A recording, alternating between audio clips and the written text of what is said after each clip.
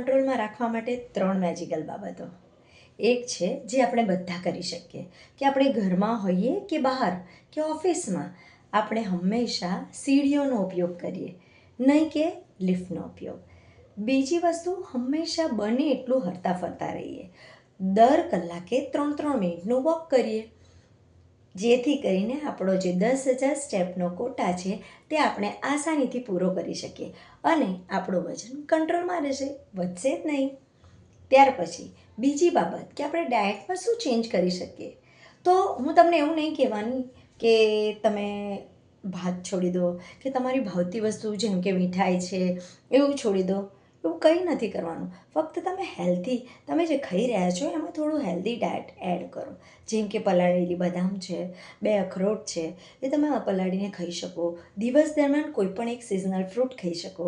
ત્યાર પછી 2 time salad ખાવાનું છે, બસ. એટલે આપણું વજન કંટ્રોલમાં. ત્યાર પછીની ત્રીજી મેજિકલ બાબત છે જે મુખ્ય છે, અને તે છે 7થી 8 કલાકની ઊંઘ. જો માણસ 7થી 8 કલાકની ઊંઘ નથી લેતો તો એની બોડી રિપેર થતી નથી, અને એને કારણે જ એનું વજન, એ ગમે તેટલી એક્સરસાઇઝ કરે કે ડાયટ કરે તો એનું વજન ઉતરી શકતું નથી. તો આ 3 મેજિકલ બાબતની ધ્યાન રાખશું. એક તો છે કે આપણે હંમેશા સીડીઓનો ઉપયોગ કરીશું, હરતા ફરતા રહીશું.